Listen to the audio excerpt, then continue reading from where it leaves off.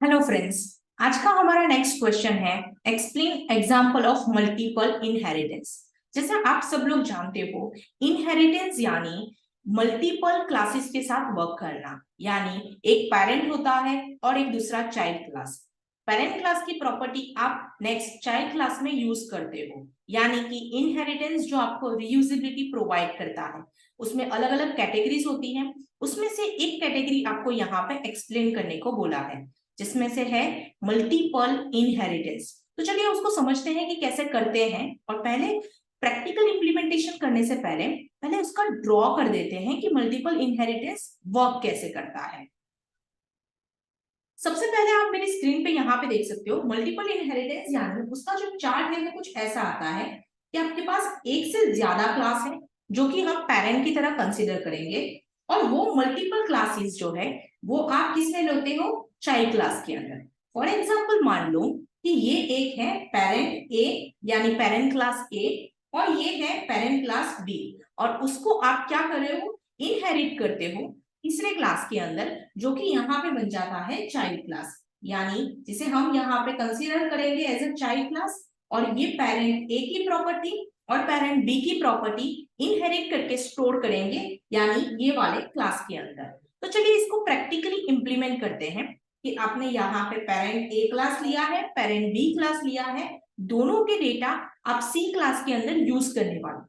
इससे बेनिफिट क्या हो रहा है, जैसे एग्जाम्पल में आपको बताती हूँ कि मान लो ये वाले क्लास के अंदर आपने दो नंबर्स लिए हैं, जैसे कि लाइक फॉर एग्जाम्पल नंबर 1, और यहाँ पे आपने लिया है नंबर 2, राइट। अगर सपोज आप पेरेंट बी क्लास की बात कर रहे हो तो यहाँ पे भी आपने कुछ दो नंबर्स लिए हैं, जैसे कि लाइक नंबर 3 एंड नंबर 4। और यहाँ पे नंबर सी के अंदर आप सिर्फ मैथड्स यानी उसका लॉजिक जो है वो इंप्लीमेंट करवाना चाहते हैं, एडिशन और यहाँ पे मल्टीप्लीकेशन, यानी वो ही अप्लाई करना है।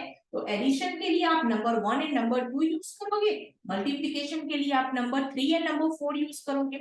तो कहीं ना कहीं इससे क्या होगा, रियूजिबिलिटी मिल जाएगी। तो चलिए इसको प्रैक्टिकली इंप्लीमेंट करके देखते हैं, तो और ज्यादा बेहतर तरीके से हमें समझ में आएगा। सबसे पहले हम लोगों को यहाँ पे हमारा कमांड जो है हम लोग जो यूज करते हैं हेडर फाइल्स, वो हेडर फाइल ले लेते हैं।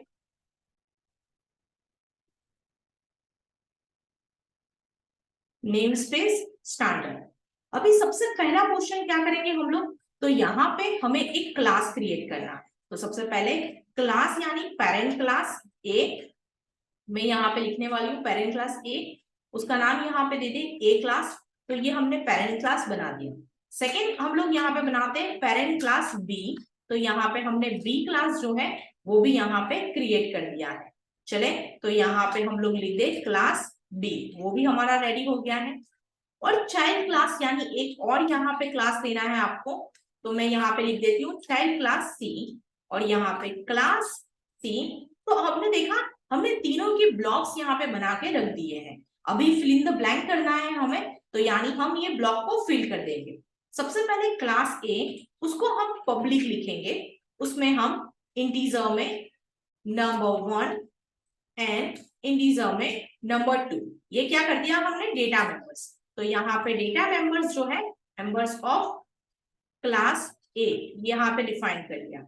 अभी बात आ रही है कि मेथड्स को कनेक्ट करवाने की, यानी हमें मेथड को इनपुट करना है। तो हम लोग लिखेंगे इनपुट ए, उसमें सी आउट, सिंपली आप यूजर के पास से वैल्यूज लेने चाहते हो, एंटर नंबर 1, और यहाँ पे सी इन नंबर 1। सेम चीज हम अप्लाई करेंगे एंटर नंबर 2 पे, और यहाँ पे अगर अपने देखें तो सी इन नंबर 2। तो इनपुट ए में क्या किया हमने, नंबर 1 ले लिया और नंबर 2 ले लिया। अभी सेम चीज हम लोग यहाँ पे देखते हैं वॉइड डिस्प्ले ए, तो यहाँ पे हम लोग क्या करेंगे, उसको डिस्प्ले करवाएंगे। तो सी आउट, यहाँ पे हम लिखेंगे number 1 is equal to number 1 की वैल्यू, सेम सी आउट, यहाँ पे हम लिखेंगे नंबर 2 इक्वल टू नंबर 2 की वैल्यू।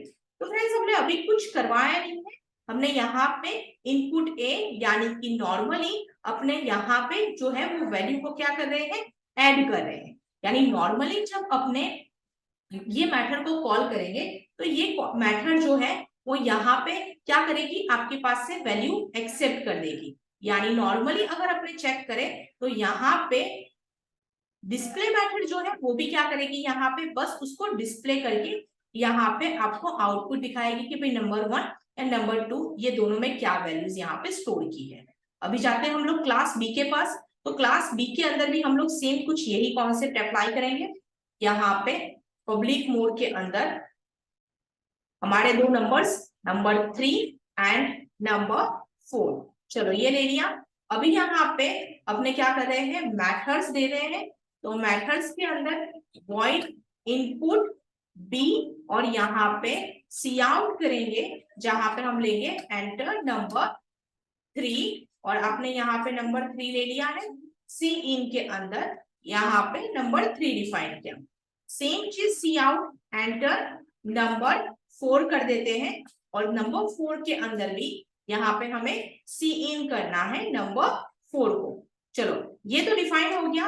अभी यहाँ पे क्या करना है, वॉइड डिस्प्ले बी, क्योंकि हम लोग उसकी भी पेरेंट मेथड है, उसको यहाँ पे डिस्प्ले करवाएंगे। तो सबसे पहले slash N number 1 number 3 is equal to, तो नंबर 3 की वैल्यू जो है वो यहाँ पे डिस्प्ले हो जाएगी। सी आउट यहाँ पे नंबर जो है 4 की वैल्यू वो भी मुझे यहाँ पे डिस्प्ले करवानी है। तो मैं यहाँ पे क्या ले लेती हूँ, नंबर 4। ओके, अभी मैंने यहाँ पे क्या किया, क्लास ए और क्लास बी ये दोनों जो है वो मैंने यहाँ पे डिफाइन कर लिया। यानी मेरे दोनों पेरेंट क्लास जो है वो रेडी हो चुके हैं यहाँ पे इनहेरिट होने के लिए। सो फ्रेंड्स कई बार क्या होता है कि अभी हम C++ यूज कर रहे हैं तो उसमें ये कॉन्सेप्ट पॉसिबल है, यानी मल्टीपल इनहेरिटेंस कॉन्सेप्ट पॉसिबल है। इसमें 2 क्लास पेरेंट है और 1 क्लास चाइल्ड है। ओके, लेकिन अगर मैं बात करूं जावा की, यानी जावा रियल वर्ल्ड प्रोग्रामिंग लैंग्वेज है और उसमें ये कॉन्सेप्ट सपोर्ट नहीं करता। यानी कई बार आप इंटरव्यू में जाते हो तो वो लोग आपसे ऐसा भी पूछते हैं, is multiple inheritance support in Java programming, तो वहां पे आंसर आएगा नहीं। क्यों? क्योंकि रियल लाइफ के अंदर 2 पेरेंट्स नहीं होते हैं, ताकि वहां पे एम्बिग्यूटी जनने के चांसेस बढ़ जाते हैं। जैसे कि सपोज मान लो अगर हमने यहाँ पे डिस्प्ले ए और यहाँ पे भी डिस्प्ले ए लिया होता तो एम्बिग्यूटी जनरेट होती। एम्बिग्यूटी यानी कंफ्यूजन, और वो कंफ्यूजन अगर जनरेट होती तो जो चाइल्ड क्लास है वो डिफिकल्टी में आ जाता कि उसको कौन से पेरेंट की कौन सी मेथड कॉल करनी है। तो ये प्रॉब्लम ना जनरेट हो, इस वजह से जावा के अंदर मल्टीपल इनहेरिटेंस सपोर्ट नहीं होता है।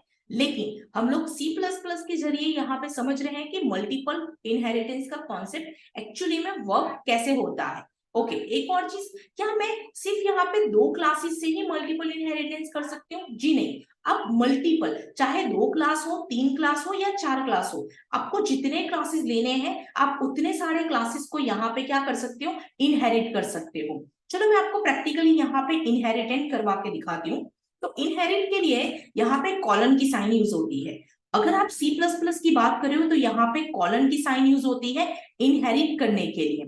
अगर मैं जावा की बात करूं तो वहां पे एक्सटेंस करके एक कीवर्ड आता है जहां से आप इनहेरिट कर सकते हो। एक्सटेंड कीवर्ड का मीनिंग होता है एक क्लास की फंक्शनैलिटी को एक्सटेंड कर देना। यानी जब आप जावा के साथ काम कर रहे हो तो वहां पे एक्सटेंस कीवर्ड आ जाएगा। अगर आप पाइथन प्रोग्रामिंग के साथ काम कर रहे हो तो वहां पे बस आपको पैरेंथेसिस में पास कर देना है। तो अभी मैं यहाँ पे लिखूंगी class C public mode A class and public mode B class. तो आपने यहाँ पे क्या कर दिया, इनहेरिट करवा दिया class A, inheritance of class A B into class C में। ठीक है, अभी हम लोग क्या करेंगे, इसके पास खुद की भी अपनी कुछ वैल्यूज हैं। तो जैसे हम लोग यहाँ पे आंसर ऑफ सम, उसकी इनिशियल वैल्यू यहाँ पे हमने क्या रख दी, 0 रख देते हैं। और इंटीजर आंसर ऑफ मल्टीप्लीकेशन, उसकी इनिशियल वैल्यू भी यहाँ पे क्या रख देते हैं, 1।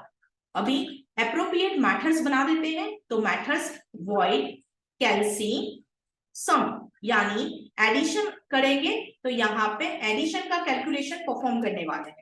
तो इसमें सबसे पहले हमने यहाँ पे ए और बी को जो इनहेरिट करवाया है उसकी मदद से क्या होने वाला है, यहाँ पे answer underscore sum equal to number 1। यहाँ पे अब जो नंबर 1 की वैल्यू जो ले रहे हो यहाँ पे ये वाली वैल्यू, ठीक है, तो वो आप यहाँ पे कैसे एग्जीक्यूट कर सकते हो, a dot number 1 plus a dot number 2। तो ये आपने क्या कर दिया, एडिशन कर दिया। अभी सेम चीज void, यहाँ पे ये जो है वो आपकी मेथड्स बन गई। तो यहाँ पे सेम void कैल्सियम, और यहाँ पे हम लोग लिखेंगे मल्टीप्लीकेशन, और उसमें आ जाएगा answer multiplication equal to b dot number 3 plus यहाँ पे b डॉट नंबर 4। तो आपने देखा फ्रेंड्स, यहाँ पे हमने क्या किया, दोनों के आंसर्स यहाँ पे ले लिए हैं। इसको भी डिस्प्ले करवा रहे हैं हम लोग। Answer is equal to answer underscore sum, और यहाँ पे भी see out answer of multiplication. तो answer equal to answer multiplication. Then okay, अभी मेन मेथड है। ये मेन मेथड के अंदर हमें ऑब्जेक्ट्स बनाने।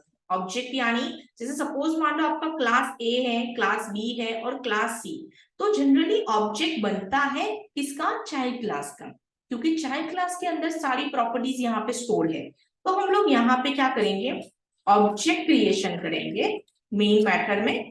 तो ऑब्जेक्ट क्रिएशन में अगर मैं देखूं तो सी क्लास ओबीजे, तो आपने क्या किया, यहाँ पे ऑब्जेक्ट बनाया।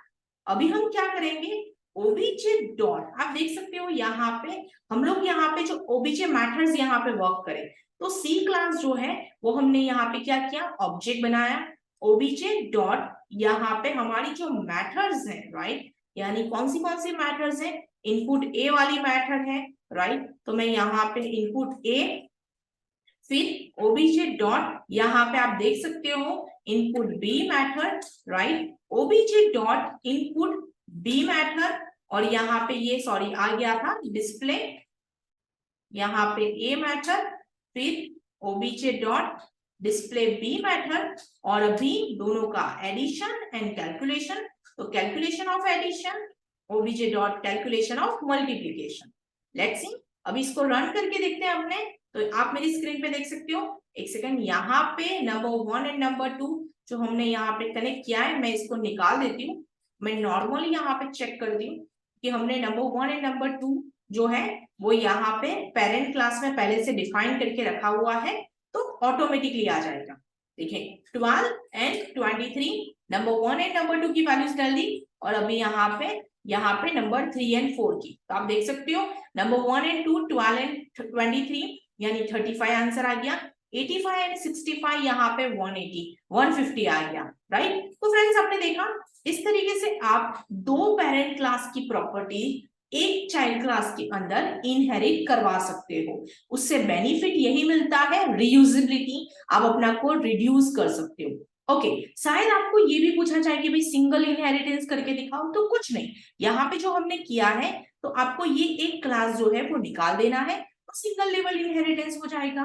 ठीक है, शायद आपको ऐसा भी पूछ सकते हैं कि single level inheritance, multi level inheritance. तो अगर मल्टीपल इनहेरिटेंस अगर पूछे तो यहाँ पे, तो मल्टीपल के अंदर दो पेरेंट क्लास, यानी जो अभी हमने किया। लेकिन मल्टी लेवल अगर पूछते हैं तो यहाँ पे ए क्लास के डेटा बी में और बी क्लास के डेटा सी क्लास में। अब फ्रेंड्स देख सकते हो कि एक ही प्रोग्राम के अंदर आप बहुत सारे चेंजेस करके यहाँ पे आप बहुत सारे इम्प्लीमेंटेशन कर सकते हो। बट ये चीज तभी पॉसिबल होगी जब आप इसको प्रैक्टिस बहुत ज्यादा करो। तो मैं तो आपको यही बोलूंगी कि जितना आप इम्प्लीमेंटेशन करोगे, प्रैक्टिस करोगे, ये सारे कॉन्सेप्ट आपके कवर अप होंगे। ओके, जरूरी नहीं कि ये आप C++ में कर रहे हो, आप चाहे जावा में भी करो या फिर पाइथन में या फिर PHP में, आपका ये जो कोड है वो सभी के लिए कॉमन रहने वाला है।